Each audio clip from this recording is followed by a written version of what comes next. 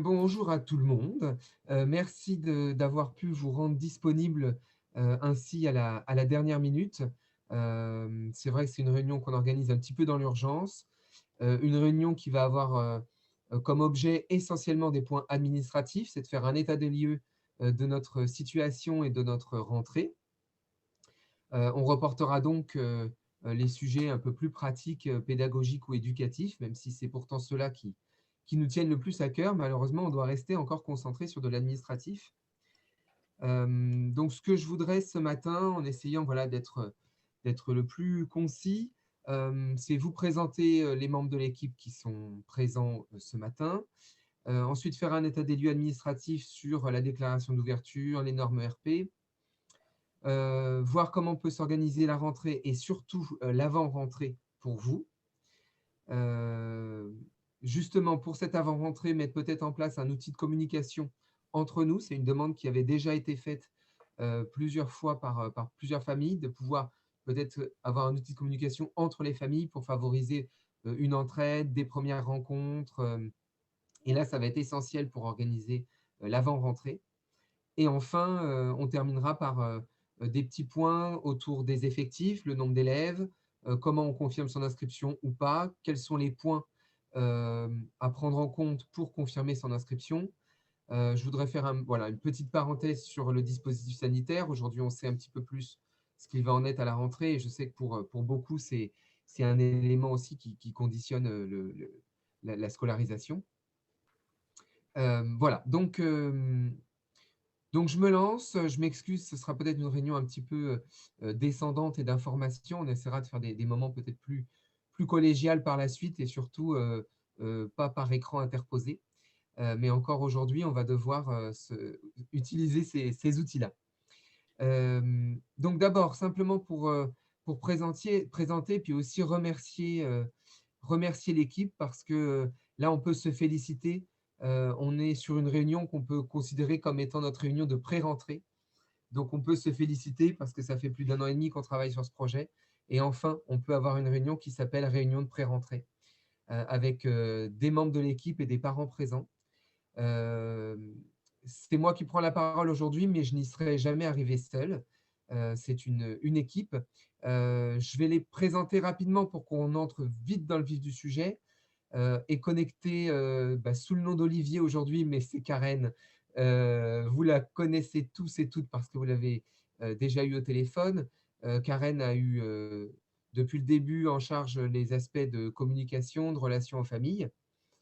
Et puis, donc avec voilà, la communication, site internet, newsletter, etc. Et puis, à partir de l'ouverture de l'école, Karen aura aussi en charge des ateliers avec des enfants et sera aussi une personne ressource autour de l'accueil des élèves à besoins éducatifs particuliers. Est connectée aussi aujourd'hui Aurélie. Peut-être tu peux faire un petit coucou parce que les parents ne te connaissent pas encore. Donc Aurélie est enseignante et sera enseignante pluridisciplinaire à la Ruche Bleue. Et ses spécialités sont autour de l'histoire-géographie et des langues vivantes. Et nous avons également Marion qui est connectée. Marion sera aussi enseignante pluridisciplinaire et aura comme spécialité les enseignements scientifiques et mathématiques. Voilà, il y a également Laetitia qui est connectée. Laetitia, elle, c'est beaucoup moins fun. Elle est en charge de tout ce qui est trésorerie. Donc, on parle finance et ouverture de compte bancaire ensemble en ce moment. Voilà, donc ça fait une, deux, trois, quatre, cinq personnes. On est la moitié de l'équipe à être présent. Il manque Olivier, Mathieu, Caroline, qui sont des bénévoles très actifs, qui ont notamment œuvré pour la recherche du terrain. Il manque Florent, qui est notre président d'association et qui, lui, a en charge de tout ce qui est administratif autour de l'urbanisme, des ERP, des permis de construire. Il est en contact avec la ville de Pontchâteau, avec le Claude Mélanie, avec lequel il travaille actuellement sur la convention pour l'occupation de la salle. Et il travaille avec l'architecte sur le permis de construire pour les yourtes. Donc, Florent, lui, a des sujets vraiment de prédilection qu'on adore. Et il manque Élise aussi, qui elle a en charge de tout ce qui est autour de l'environnement et de l'aménagement du terrain. Elle travaille actuellement avec le CPIE pour un appel à projet sur l'installation éventuellement d'une mare, d'un théâtre de verdure, en plus du poulailler et des différents espaces qu'on avait déjà imaginés. Voilà. Je crois que j'ai présenté tout le monde et on va pouvoir rentrer un peu dans le vif du sujet. Si, voilà, n'hésitez pas à me couper via le chat si à la fois les copains, si j'ai oublié quelqu'un, et puis s'il y a des questions, n'hésitez pas. Alors, état des lieux de notre aspect administratif. Donc, maintenant, vous avez suivi ça de près. Une création d'école, c'est d'abord un dossier qui doit supporter un délai de 3 mois. Donc, c'est un dossier qui est déposé au rectorat et qui est ensuite transmis à différentes instances, la préfecture, la mairie. Et ces 3 instances, rectorat, préfecture, mairie, ont 3 mois pour examiner le dossier d'ouverture et pour éventuellement s'y opposer. Les oppositions, il n'y a que quelques motifs d'opposition qui existent. Euh, euh, Par exemple, le rectorat peut s'opposer sur des aspects pédagogiques, si ils estiment que notre projet n'est pas un projet scolaire, qui ne respecterait pas le socle commun de connaissances et de compétences et de culture. La mairie, la préfecture, elles ont beaucoup plus à cœur les sujets autour du lieu, des locaux, des normes ERP. Et le rectorat, et c'est ce qui nous a posé souci, a aussi en charge de s'assurer que la personne qui dirige l'école remplit bien les différentes conditions. Le rectorat, ensuite, est assez peu en lien avec les enseignants directement. C'est-à-dire que le rectorat, il veut une personne qui est directeur, directrice de l'école et qui prend en charge l'ensemble des responsabilités. Et c'est ensuite sous la responsabilité du directeur qu'on choisit des enseignants, qu'on les recrute, etc. Mais ensuite, le rectorat n'a pas tellement de regard sur le recrutement de l'équipe. Le rectorat, il a un regard sur le directeur, la directrice, remplit-elle les conditions pour être directeur ou directrice. Donc évidemment, là, vous m'avez identifié, c'est moi qui suis le directeur de la Ruche Bleue. Les conditions étaient que j'ai 5 ans d'éducation nationale, ce qui était largement le cas. Donc quand on a déposé notre dossier au rectorat, la personne en charge des dossiers était plutôt à dire que notre dossier était complet. Sauf que ce qui a bloqué ensuite, vous l'avez compris, c'est que c'est l'Académie de Versailles dans laquelle j'enseigne aujourd'hui qui a bloqué tous les départs en rupture conventionnelle.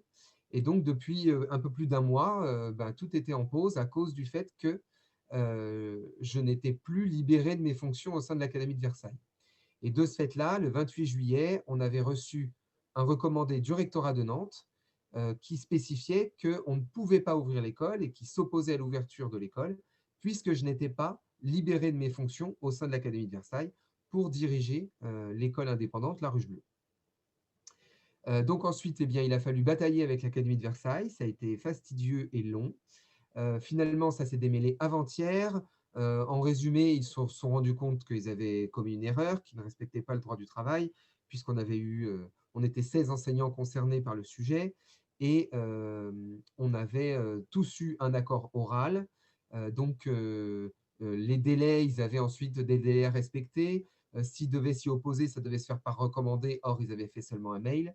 Bref, ils se sont rendus compte de leurs erreurs et ils ont envoyé les conventions de rupture conventionnelle. Aujourd'hui, sur les 16 situations, je suis pour l'instant la seule situation qui est totalement réglée.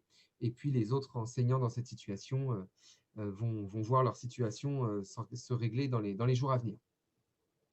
Donc ensuite, une fois que ce problème était réglé, que j'avais une convention de rupture conventionnelle, j'ai pu me tourner vers le rectorat de Nantes, ça c'était hier, pour spécifier que maintenant, l'opposition du recteur de Nantes à l'ouverture de la Ruche Bleue était désormais caduque, puisque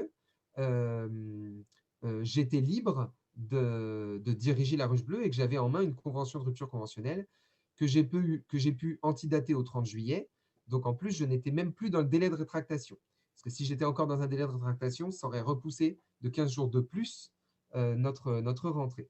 Comme j'ai pu l'antidater, ma rupture conventionnelle est considérée comme effective. Donc, j'ai eu une personne vraiment très à l'écoute au rectorat de Nantes. Ça fait plaisir, quelqu'un qui connaît son sujet et qui a pu vraiment nous renseigner tout de suite.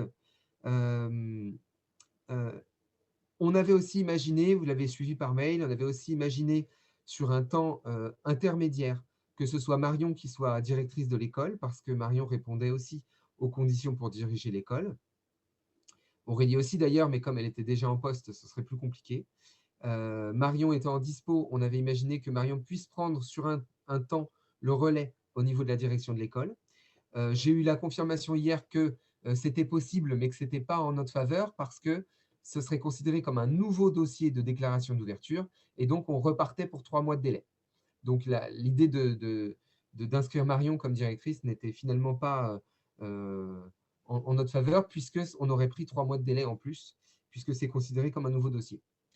Donc, je reste bien directeur administratif de la Ruche Bleue. Et le retour que j'ai eu du rectorat de Nantes hier, que je trouve assez logique, hein, c'est que lorsqu'on a reçu le recommandé le 28 juillet, ça a mis en pause notre délai des 3 mois dans le cadre de la déclaration d'ouverture. Ça a mis en pause le 28 juillet alors que le délai courait encore jusqu'au 10 août. De ce fait-là, d'autres instances, mairies, préfectures, ont été informées que notre dossier était en pause suite à l'opposition du rectorat. Si ma situation s'améliore, ce qui est le cas, je peux donc me tourner vers le recteur de l'Académie de Nantes en disant, voilà, maintenant, je dispose d'une convention de rupture conventionnelle et je lui demande de lever son opposition d'ouverture.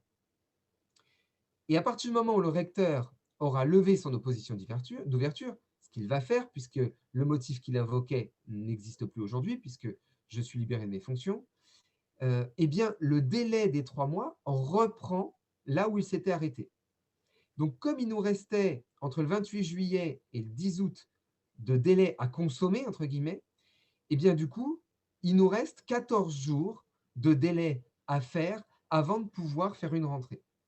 C'est ce qui explique aujourd'hui qu'on ne peut pas faire une rentrée le 2 septembre comme tous les élèves français de métropole. On ne peut pas faire cette rentrée parce qu'on a encore 14 jours de délai de déclaration d'ouverture qu'on doit consommer avant de pouvoir ouvrir. Et ces 14 jours commenceront à être comptabilisés à partir du moment où le recteur va lever son opposition. Donc, moi, hier, j'ai écrit au recteur. Ça passe par mail, donc ça va assez vite. Il a dû l'avoir immédiatement. Pour joindre ma convention de rupture et lui demander de lever l'opposition. Soit il est extrêmement réactif, et dès lundi ou mardi, il répond à mon courrier en disant qu'il lève l'opposition d'ouverture. Dans ce cas-là, ça veut dire qu'il faut compter 14 jours avant qu'on puisse ouvrir, et ça nous fait une rentrée le 16 septembre. Moins il va être réactif, plus ça reporte notre entrée. S'il met 7 jours à répondre, bah, ça mettra ces 7 jours-là, plus les 14 de délai qui nous restent à consommer. Par contre, alors ça c'est une information que je donne mais qui demande à être vérifiée, il me semble que dans le cas d'un dossier qui restait à compléter comme le nôtre, le recteur, suite à l'envoi de mon document, n'a qu'un maximum de 15 jours pour me répondre. Donc s'il n'était pas du tout réactif, arrivé au 15e jour, eh bien, il ne peut plus s'opposer à l'ouverture puisqu'il a 15 jours pour réagir à mon nouvel envoi. Donc, ce qui voulait dire que s'il est très réactif, on ouvre le 16 septembre. S'il n'est pas du tout réactif, eh bien, c'est le 15e jour que du coup, le délai redémarre, plus 14, ce qui nous emmène à une rentrée fin septembre. Donc, c'est pour ça qu'hier par mail, on a pu annoncer que l'ouverture serait fortement probable entre le 16 et le 29 septembre, donc dans la deuxième quinzaine de septembre. Bien sûr, ce qu'on souhaiterait, c'est le plus tôt possible, à savoir le 16, c'est un jeudi, ou alors attendre le lundi, c'est le 20 septembre. Voilà où on en est. Pendant ces 14 jours de délai d'opposition, il peut y avoir encore une autre instance qui s'opposerait, comme la mairie, par exemple. Alors, là, de ce côté-là, ça, c'est le terrain de Florent, mais je l'ai eu au téléphone hier, on a appelé ensemble les différentes instances. Donc la mairie, pour qu'elle puisse s'opposer, il faudrait qu'elle puisse invoquer l'ERP. ERP, établissement recevant du public, c'est-à-dire qu'on est un établissement qui ne serait pas considéré comme aux normes. Alors, vous le savez, notre lieu de classe du premier semestre, c'est le Clos de Mélanie, une salle du restaurant, une salle qui sera dédiée sur les jours scolaires. Et donc, qu'il fallait simplement changer, enfin simplement entre guillemets, c'était quand même 4 mois de démarche, mais qu'il fallait changer de type ERP, passer en type restaurant et ajouter le type école. Mais on ne change pas de catégorie, c'est une catégorie 5, moins de 50, donc c'est des procédures qui ne sont pas soumises à des visites des pompiers, etc. Donc c'est assez léger comme procédure, même si ça prend du temps. Donc hier, on a appelé les différentes instances, c'est-à-dire l'urbanisme de la ville de Pontchâteau, le SDIS, les pompiers et les personnes en charge de l'accessibilité. Ces différentes instances forment une commission qui valide les ERP. Nous, notre demande, la Ruche Bleue, comme elle a été déposée il y a 4 mois, elle passe en commission le 1er septembre, mercredi. Et à cette commission siègent le SDIS, les pompiers, l'accessibilité, l'urbanisme de Pontchâteau. Nous, on a appelé tous les protagonistes de cette commission et on leur a tous demandé quelle va être votre position sur l'ERP de la Ruche Bleue. Ils nous ont tous dit, alors l'urbanisme de Pontchâteau a dit, bah nous, on prend une décision en fonction de ce que disent les autres, c'est-à-dire en fonction du SDIS, des pompiers, de l'accessibilité, etc. Si tout le monde dit OK, eh ben, l'urbanisme, il dit OK. Puisque l'urbanisme, ce n'est pas eux des professionnels de l'accessibilité, de la sécurité, etc. Et ensuite, les autres, accessibilité, SDIS, pompiers, eux, ils ont dit, nous, on ne voit absolument aucune opposition possible pour établir le RP. Donc, nous, on va se prononcer favorablement à l'obtention de l'ERP. Donc, ça veut dire que mercredi, il y a une commission qui va attribuer un ERP. C'est donc ces différentes instances qui vont donner un avis positif sur le fait qu'on soit attribué ERP. Et c'est ensuite la mairie, l'urbanisme, qui prend la décision finale. Mais comme ils nous l'ont dit, ils la prennent au regard de ces avis posés par les différentes instances présentes à la commission. Donc, on en aura la commission, c'est mercredi matin.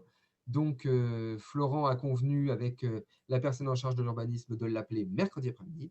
Donc, mercredi après-midi, on aura la confirmation de l'ERP. Comme vous l'avez compris, on reste assez optimiste. Une fois qu'on a l'ERP, il n'y a aucune raison que la mairie utilise son droit d'opposition, puisqu'il n'y a plus de motif possible pour s'opposer à ce que nous ayons l'autorisation d'ouvrir. Voilà. Donc ça, c'est l'état des lieux administratifs qui fait qu'aujourd'hui, on peut dire qu'a priori, notre rentrée est assurée les 15 derniers jours de septembre. Voilà. Est-ce que sur cet aspect administratif, avant qu'on réponde à des questions sur comment on va faire pour attendre fin septembre, comment on va faire pour organiser la rentrée, comment on va faire pour l'aspect matériel, etc. Avant de répondre à ces questions-là, est-ce que sur les aspects administratifs, vous avez des questions? Comme on n'est pas nombreux, je vous invite soit à prendre la parole directement en activant votre micro, soit par le chat.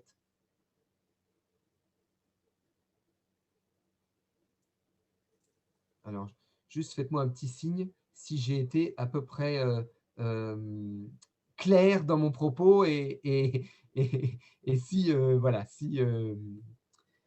bon, ben, je vous remercie et je prends le relais alors. Je prends la suite. Donc, ce qui signifie pour nous une rentrée dans la deuxième quinzaine de septembre. On l'espère le 16 ou le 20 septembre, ça, ce serait l'idéal. Ce qui veut dire qu'avant, il reste là une quinzaine de jours entre la rentrée officielle des enfants en France métropolitaine et la rentrée de la Ruche Bleue.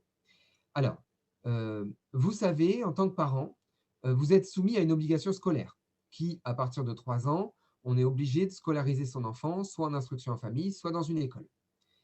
Nous, aujourd'hui, tant qu'on est sur ce délai d'opposition, on ne peut pas fournir de certificat de scolarité. Ce qui veut dire que si un inspecteur venait toquer à votre porte pour vous demander si votre enfant est scolarisé, eh bien, vous ne pourriez pas fournir un certificat de scolarité à la Ruche Bleue. Pour autant, on est libre de faire notre rentrée quand bon nous semble, puisque une école indépendante est libre de son calendrier. C'est-à-dire qu'on pourrait décider, même on pourrait le décider tous les ans, de commencer fin septembre. C'est une liberté que nous avons en tant qu'école indépendante. Nous choisissons nos dates d'ouverture d'école.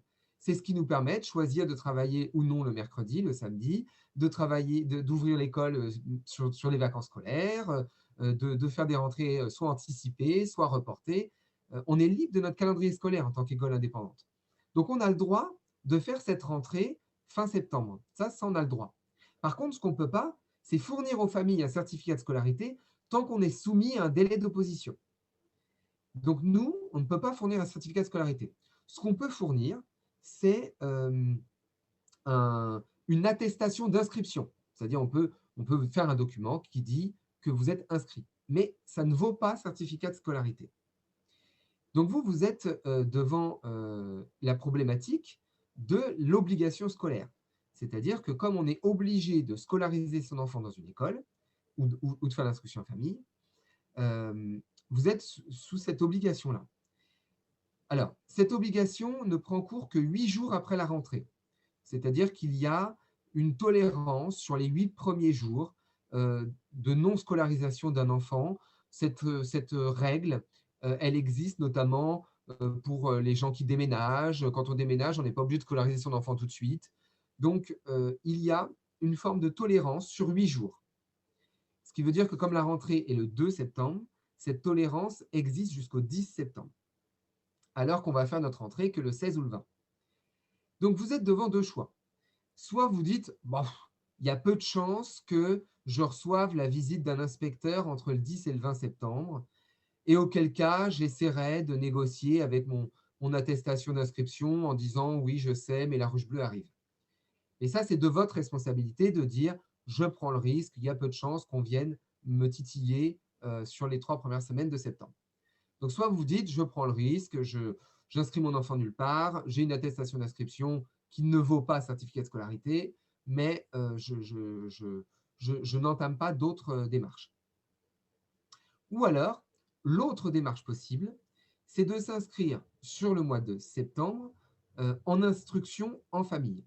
Donc, vous le savez, c'est encore un droit qu'ont tous les parents d'instruire leurs enfants à la maison. Alors, parmi vous, il y a des parents très, très au clair sur ce sujet, qui vivent déjà l'instruction en famille avec leurs enfants depuis plusieurs années. Pour d'autres, c'est nouveau. Donc, c'est un droit. On peut en France scolariser son enfant à la maison. Donc, c'est ce qui s'appelle l'IEF, l'instruction en famille.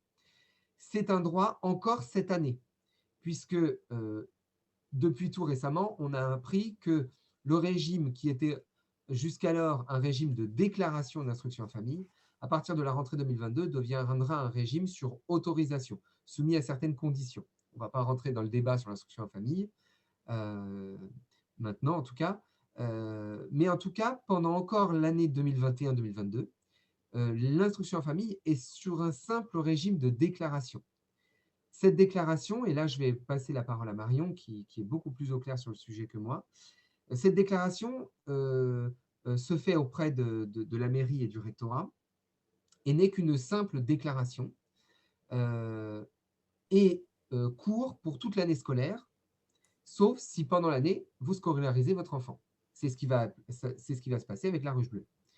Puisque nous, école, on est tenu, comme vous parents, si vous faites l'instruction en famille, de déclarer quels sont les élèves qui sont scolarisés chez nous, et on est obligé de le faire auprès de la mairie et du rectorat, c'est-à-dire les mêmes destinataires que vous pour déclarer une instruction en famille.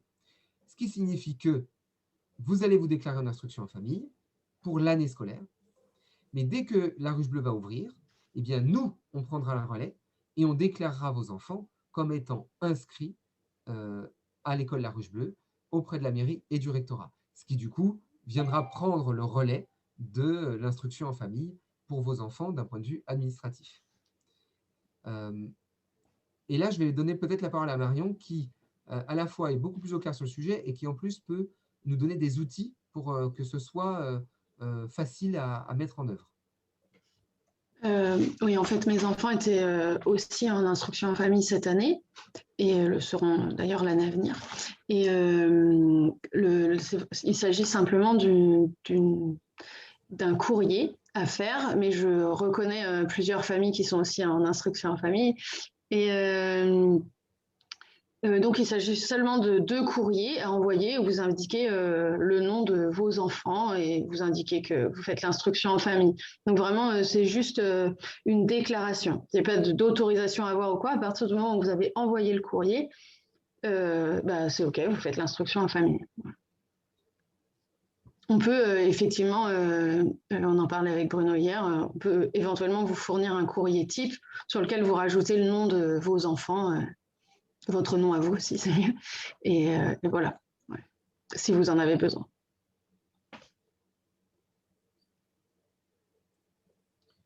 Merci Marion. Oui, je pense que ça peut rendre service aux familles qui ne sont pas familières de l'instruction en famille, d'avoir un courrier type. Et comme ça, c'est finalement qu'une démarche, ça coûte le prix d'un recommandé.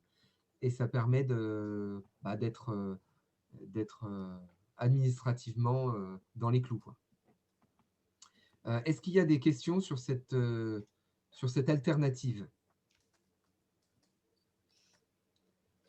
Parce qu'ensuite se pose la question que se pose chaque famille, c'est mais comment je vais organiser les 3 semaines à venir avec mes enfants à la maison? C'est pour ça, et là, peut-être que je vais compter sur l'aide de chacune d'entre vous. Je pense que ce serait, et ça a été une demande de famille, intéressant qu'on ait un outil de communication entre les familles qui permettrait peut-être de mettre en place d'ores et déjà un système d'entraide, de rencontres, de rendez-vous. Voilà, je pense que chacune va devoir trouver des moyens de garde. Et en même temps, voilà, si les enfants commencent à créer des liens entre eux, c'est aussi un plus pour la suite du projet. Donc, voilà, peut-être je vous laisse prendre la parole, ceux et celles qui le souhaitent, sur cette idée de vous mettre en lien. Est-ce que ça peut être une aide? Comment on peut mettre ça en œuvre, à la fois au niveau pratique et technique? Voilà. Voilà, pour ce déroulement de l'avant-rentrée, Karen, sa famille et moi-même, on sera à partir du 11 ou 12 septembre, ça reste à confirmer. On sera dans la région, on sera à Pontchâteau et Missillac. Donc, nous, à partir du 12 septembre, on pourra organiser quelques rencontres ponctuelles, à la fois pour que les parents puissent rencontrer l'équipe, mais aussi pour que les enfants puissent créer du lien entre eux. Donc, nous, on pourra organiser quelques événements à partir du 12 septembre et jusqu'à la rentrée. Des événements réguliers. Alors, on verra, ça peut être des mercredis, ça peut être des samedis ou en fin de journée. On verra, ça peut être sur le terrain, ça peut être sur un autre lieu. En tout cas, nous, on a le souhait d'organiser des moments de rencontre pour que les enfants se préparent à cette rentrée. Mais je pense que cela n'est peut-être pas suffisant. Et donc, voilà. Qui souhaite prendre la parole sur l'idée que les familles puissent peut-être être mis en lien sur des outils de communication, sur une coopération finalement entre parents avant l'ouverture?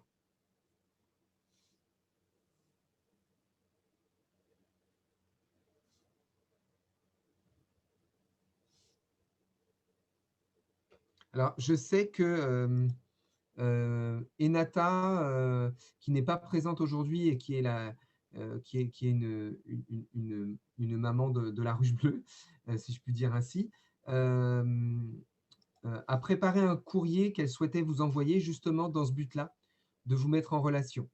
Donc, si vous êtes d'accord, je vais vous faire suivre ce mail.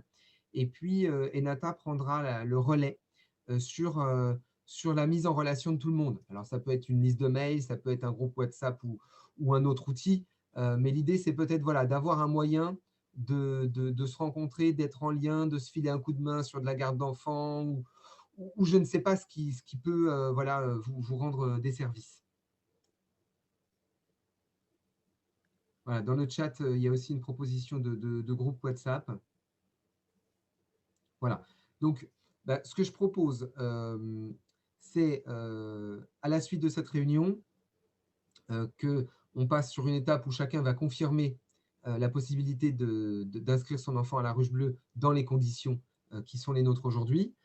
Et ensuite, j'enverrai le courrier qu'Enata a rédigé à votre intention à tous ceux qui ont confirmé leur inscription, sauf si vous ne souhaitez pas que votre adresse mail soit communiquée à l'ensemble des familles. Dans ce cas-là, bah, vous me le notifiez au moment de la confirmation d'inscription. Vous me dites que vous souhaitez inscrire votre enfant, mais que vous ne souhaitez pas communiquer vos coordonnées mail, et auquel cas, vous ne ferez pas partie de cette boucle, et ce n'est pas un souci. Voilà, je propose qu'on fasse comme ça. C'est que d'abord, on confirme les inscriptions, et qu'ensuite, on mette en relation les familles qui ont confirmé leur inscription. Voilà. Oui, bonjour. J'avais une petite question par rapport à, Oui. donc à l'école à la maison.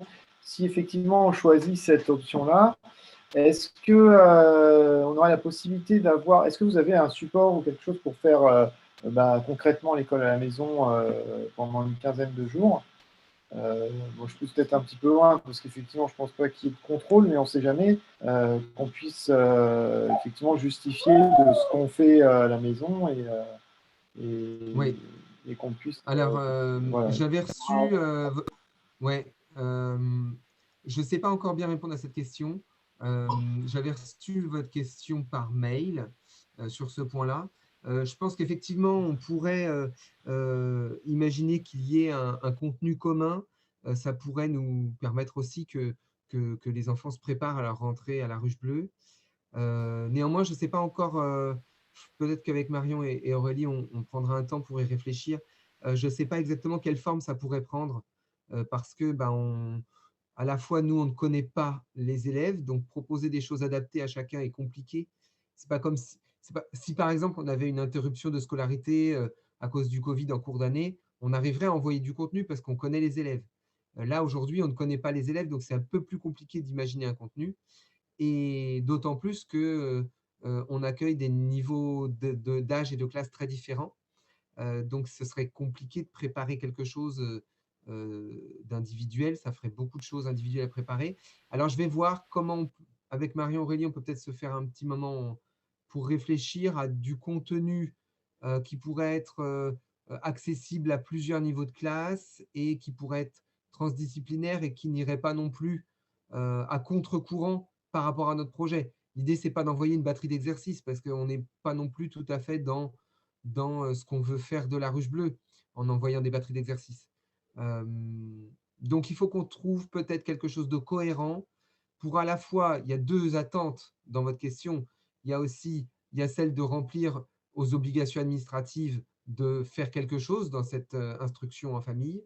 Et puis, il y a aussi l'idée peut-être plus pratique qui est d'occuper ces enfants aussi pendant cette période-là, s'ils sont chez les grands-parents ou s'ils sont avec vous, ou si, voilà, ou quelle que soit la solution que vous aurez choisie.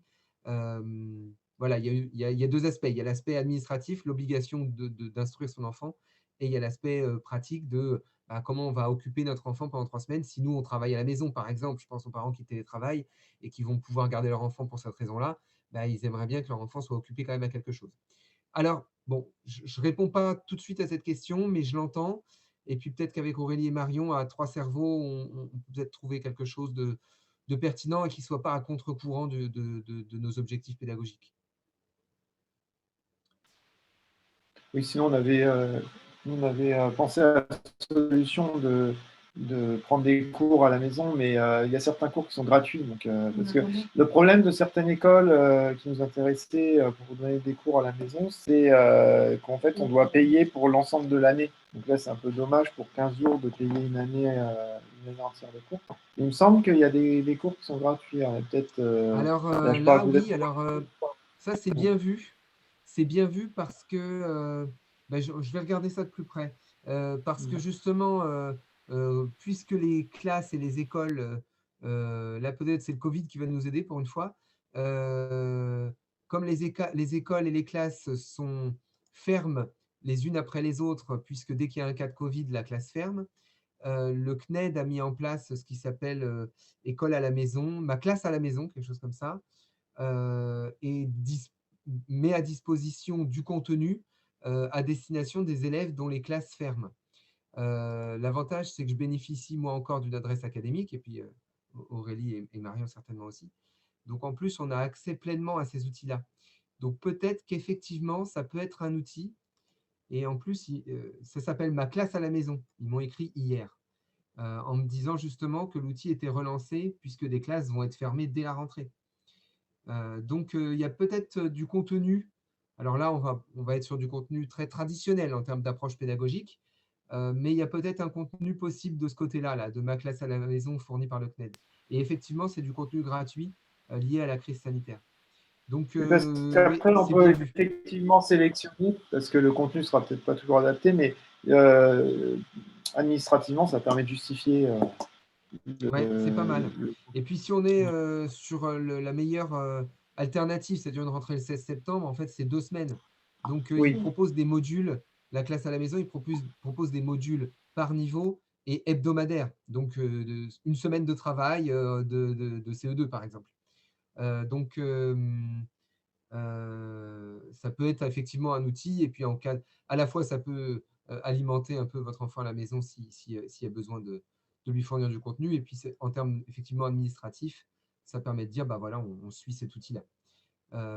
J'ignore quel contenu est proposé en 6e sur cet outil-là, parce que je n'ai jamais eu l'occasion de m'y pencher. Mais j'imagine qu'il y a un outil équivalent au collège. Peut-être Aurélie, t'en sais plus. Non. Bon. Non, Donc, pour le on coup, va chercher. c'est divisé par matière, donc ce serait beaucoup moins facile à réorganiser, en fait, ça. Ah oui, c'est Mais vrai. peut-être que nous, on pourra faire quelque chose, par contre. Ce serait Oui, et beaucoup. puis les 6e, c'est le groupe qui est peut-être le plus conséquent en nombre d'élèves, donc peut-être ça peut nous permettre de proposer un travail de groupe à ce moment-là. Bon, à voir. On va se réunir peut-être sur ce point-là. Je confirme aussi ce que dit Maëlle Gabory dans le chat. Les contrôles de l'éducation nationale par les inspecteurs, ils ne se feront pas au 15 septembre. Ils sont plus tard que ça, puisqu'il faut déjà que vous ayez envoyé votre déclaration d'instruction en famille. Et ensuite, il y a un mois de délai.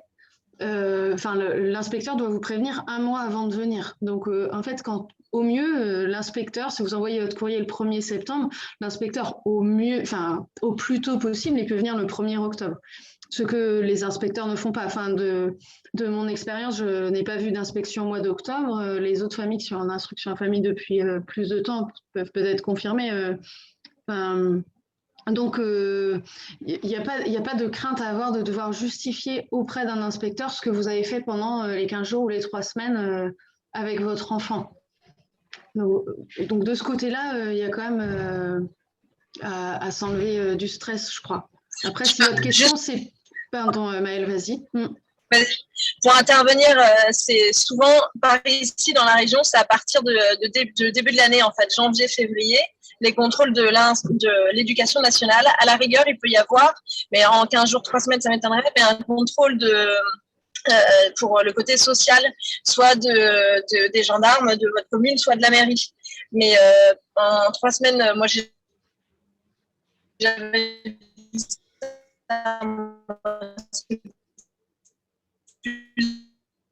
vers octobre, novembre, en fait, que j'ai des contrôles, mais pas avant, en fait. Donc, pour moi, il n'y a pas de crainte de devoir justifier, en fait, que vous instruisez votre enfant avec des outils à la maison. Ok, merci. Merci. Donc, après, si votre question... Après, si votre question, c'est plutôt qu'est-ce que mon enfant va faire là pendant ces 15 prochains jours et est-ce que je ne peux pas déjà lui permettre de progresser et de se remettre au travail scolairement? Là, pour le coup, c'est plus une question auquel nous, on peut répondre. C'est plus ça votre demande. Voilà. Non, moi, c'était vraiment un côté administratif. Après, il n'y a pas de souci pour l'occuper et pour lui faire des choses à la maison. Il n'y a pas de problème. Bon, après, s'ils ont des choses qui peuvent nous aider, c'est bien aussi. Oui. Mais on va peut-être passer au point suivant, mais c'est un point intéressant. C'est intéressant qu'on l'ait soulevé parce qu'on peut aussi y trouver des intérêts pédagogiques, de dire comment on peut se mettre en lien par les apprentissages avant l'ouverture de l'école. Il y a peut-être quelque chose à imaginer. Donc, Aurélie et Marion et moi, on va y réfléchir et puis on reviendra vers vous sur ce point-là, mais c'était un point intéressant et qui nous a permis de faire un petit peu de pédagogie, ce n'est pas désagréable. Donc, donc là, je voudrais passer au dernier point qui est comment confirmer son inscription. Donc, j'aimerais que, que les différents aspects dans lesquels on fait notre entrée soient extrêmement transparents pour tout le monde, de façon à ce que chacun confirme ou non sa rentrée en ayant pleinement conscience de la manière dont va se dérouler tout ça. Donc, il faut avoir en tête que, à cause de cette maladresse de la DSDMN, de la direction académique dont je dépendais, à cause de cette maladresse, on a perdu, pour nous, la Ruche Bleue, un peu plus d'un mois de travail. Donc, pour nous, les choses se bousculent. C'est-à-dire que pour Karen, sa famille et moi-même, c'est d'abord un déménagement personnel, de nos affaires personnelles. Ensuite, pour la Ruche Bleue, c'est le déménagement du matériel de l'école. Donc, avec Karen, on a terminé les cartons. Il faut savoir que le matériel de l'école, ça représente à peu près un camion à lui tout seul, parce que nous arrivons chargés avec beaucoup de matériel, beaucoup de livres, quelques éléments de mobilier, des tables, des choses pour faire du matériel spécifique, pour faire des élevages, des aquariums, des ruches, etc. Donc, on a déjà aussi un camion de matériel à charger. Ensuite, d'un point de vue administratif, on a encore beaucoup de choses à assumer, notamment avec Laetitia, on va se présenter pour ouvrir un compte bancaire. Il faut aussi qu'on se déclare du côté assurance. Donc, nous, on va avoir là 15 jours là, qui vont être… on ne va pas être en classe, mais ça, on va pas chômer néanmoins.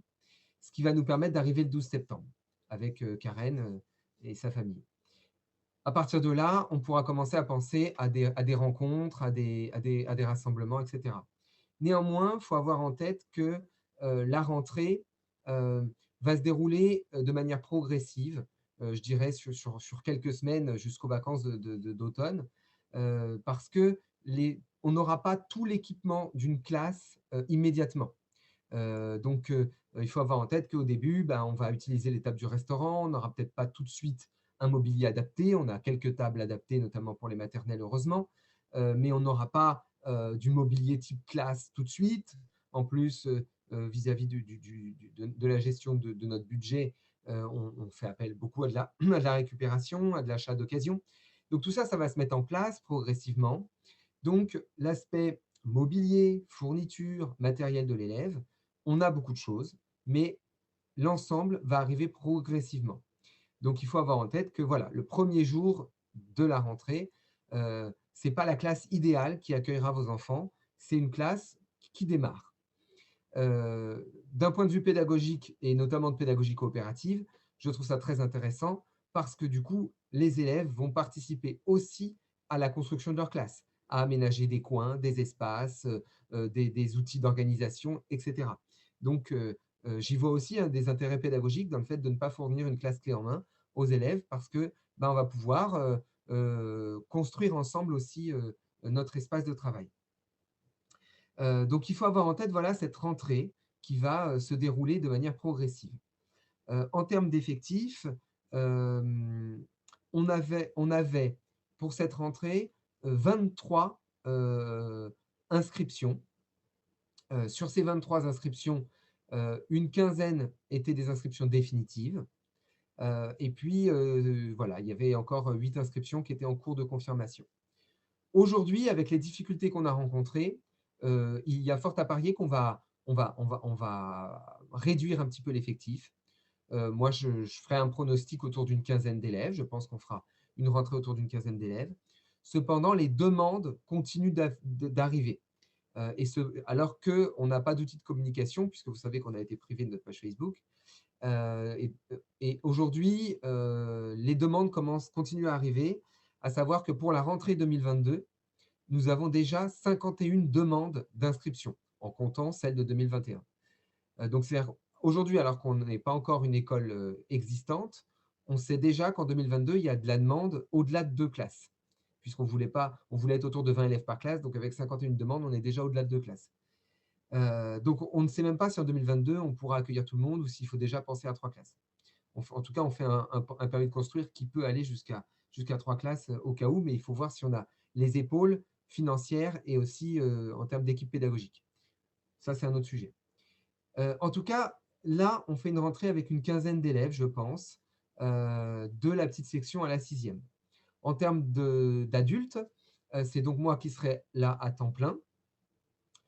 On sait que Marion sera là le lundi, donc on sera en double commande. Aurélie le mardi, donc on sera en double commande ou en co-intervention les lundis et mardis. Et ensuite, le jeudi, vendredi, ça reste à affiner en fonction du nombre d'élèves et du budget qui va nous rester. C'est-à-dire que si on a 15 élèves, on n'a pas le même budget pour avoir des intervenants et intervenantes que si on a 12 ou 10 élèves. Donc, sur les jeudis et vendredis, on ne prend pas encore d'engagement, mais le souhait, c'est d'être au maximum en co-intervention. De pouvoir peut-être demander plus d'heures à Marion et peut-être à d'autres intervenantes aussi. On a été sollicité par beaucoup de personnes qui souhaitent s'investir dans le projet La Ruche Bleue. Donc, ça va nous permettre aussi d'agrandir pendant l'année progressivement notre équipe et aussi de s'entourer de futurs enseignants, enseignantes, futurs animateurs, animatrices, intervenants, intervenantes, et de pouvoir ainsi agrandir solidement l'équipe, parce qu'on va pouvoir la voir grandir progressivement. Mais il faut avoir cette idée que pendant toute une année, c'est une démarche progressive qui va se mettre en place au fur et à mesure. Également sur l'aménagement du terrain, je vous l'ai dit tout à l'heure, on travaille sur l'aménagement du terrain, l'arrivée d'un potager, d'un poulailler, etc. On répond à des appels à projets pour planter des arbres, pour avoir une mare, pour avoir des haies fruitières. Mais tout ça ne va pas se faire du jour au lendemain. Donc, c'est une arrivée progressive. Néanmoins, le terrain, on y a accès tout de suite, le bois aussi. Donc, on va pouvoir quand même en profiter. Mais l'ensemble des installations qu'on a envisagées et qu'on a promues sur le site internet de La Ruche Bleue, voilà, il faut avoir en tête que ça ne se fera pas du jour au lendemain et ça ne se fera pas sans votre concours. On aura besoin évidemment d'énormément de têtes bien pensantes et de bras pour faire avancer tous les aspects de ce projet. Faut avoir en tête aussi que nous démarrons dans la salle du restaurant du Clos Mélanie, qui dans un premier temps fera à la fois cantine et classe. C'est pour ça que la salle de 120 mètres carrés, il y aura la moitié destinée à la cantine et la moitié destinée à la classe. Et ensuite, on intégrera une yourte. Au début, on avait dit janvier. Ça se reporte de plus en plus. Là, on parle plutôt du printemps parce qu'on travaille avec l'architecte. L'architecte travaille quasiment bénévolement pour nous, mais du coup, les choses prennent du temps et plus qu'on aurait aimé. Donc, l'arrivée des yourtes se reporte. Et il faut avoir compris aussi que cette salle du restaurant, on l'a entièrement à notre disposition du lundi au vendredi. Mais par contre, les samedis et dimanches, si le restaurant souhaite organiser un mariage, ce qui n'aura pas lieu tous les week-ends, je l'espère, il faudra libérer la salle. Donc, on aura besoin d'aide les vendredis soirs et les lundis matins pour libérer la salle. Alors, on va être bien organisé, on aura des grands bacs en plastique en dessous de chaque table. Il s'agira de mettre tout dans le bac en plastique et de faire rouler ça dans un cabanon qu'on va installer sur le terrain. Donc, ça se fait, mais voilà, il faut imaginer que ce n'est pas la classe camping, mais ça demande quand même un peu de logistique, un peu de souplesse, et que ça fait partie de nos contraintes, et c'est ce qui nous permet d'ouvrir cette année. Sans la possibilité d'être dans la salle du Clos Mélanie, on n'aurait pas ouvert du tout cette année, puisque le permis de construire prenait des mois et des mois. Voilà, donc, ah oui, et puis je termine sur l'aspect du protocole sanitaire, puisqu'on en sait plus aujourd'hui. C'est une question, le protocole sanitaire, qui a été abordé dans tous les rendez-vous que j'ai pu avoir avec vous, ou presque tous les rendez-vous que j'ai pu avoir avec vous en individuel, qui inquiète beaucoup familles et enseignants, qui est parfois un motif pour changer d'école. Donc, il faut savoir qu'on est soumis au même protocole sanitaire que les autres écoles. Aujourd'hui, le protocole de rentrée dit masque pour tout le monde à l'intérieur et pas de masque en extérieur. Désinfection régulière des lieux de contact et non-brassage des classes, mais ça, pour nous, ce n'est pas un problème. Donc, on est soumis au même protocole sanitaire. Simplement, on s'autorise à l'appliquer avec un peu de discernement. C'est-à-dire que déjà, on va favoriser l'école du dehors, passer beaucoup de temps dehors, quitte même à ce qu'on puisse à un moment, pour les beaux jours ou quand c'est possible, avoir une petite tonnelle avec des tables, des chaises en dessous pour pouvoir aussi faire des choses en extérieur, même avec du mobilier. On va favoriser voilà, beaucoup d'enseignements en extérieur de façon à ne pas porter le masque déjà en extérieur et être plus tranquille par rapport à ça. Et puis, en intérieur, on va essayer d'appliquer le protocole, mais néanmoins d'avoir une attitude bienveillante par rapport à ça, voilà, de permettre à un enfant qui baisse son masque de respirer, de pouvoir avoir une forme de tolérance pour que tout ceci se vive intelligemment et sereinement, et pas dans le stress, de l'angoisse de devoir être masqué et du danger que ça pourrait éventuellement causer aux autres. Donc, c'est ça que j'appelle une application du protocole avec discernement et bienveillance. Il n'est pas lieu de débattre sur l'intérêt du masque ou sur le bien fondé de ce protocole. On en pense tous, je pense, plus ou moins la même chose. Mais néanmoins, je peux le dire maintenant pour avoir eu ces discussions avec beaucoup d'entre vous, néanmoins, on y est soumis et pour le coup, nous, les inspections, elles ne se font pas avec un mois à l'avance et ce sont des inspections surprises pour les écoles indépendantes et encore plus pour les écoles indépendantes qui ouvrent. Donc, en grosso modo, on a un accès à l'extérieur, l'inspecteur il arrive, il toque à la porte. Nous, notre objectif, ce n'est pas que le protocole il soit appliqué à la lettre et de manière de manière extrêmement contrôlée, mais c'est au moins que si on a une inspection, il y ait un semblant de protocole sanitaire, qu'on puisse dire aux enfants qui à ce moment-là étaient en train de respirer, qui avaient le masque autour du cou, bon, attention, on remet les masques, oh bah tiens, qu'est-ce qui s'est passé, là il y a eu un petit peu de laisser-aller, on remet les masques, et puis que grosso modo, quand l'inspecteur vient, il voit qu'il y en avait quelques-uns qui l'avaient baissé, mais que grosso modo, il y a quand même des masques et il y a quand même un protocole. Voilà, l'idée c'est cette application-là du protocole. Du côté des élèves, c'est d'avoir un discours serein par rapport à ça, personne ne met personne en danger, et c'est de dire, non pas, attention, si l'inspecteur vient, on remet son masque, voilà, on est dans le respect de la règle, c'est plutôt de dire, quand on est entre nous, de toute façon, dans cette salle, on y mange ensemble et on ne sera pas masqué pour le repas. Donc, quand on est entre nous, on peut avoir une forme de souplesse parce qu'on est entre nous et que pendant les temps de repas, déjà, on l'enlève. Mais que, par contre, on se doit d'avoir le masque parce que si quelqu'un d'extérieur venait, par respect, à la fois par respect sanitaire envers la personne extérieure, et bien à ce moment-là, on serait plus vigilant sur le masque. Donc, ce n'est pas parce que c'est un inspecteur, c'est parce que c'est une personne extérieure à notre groupe constitué.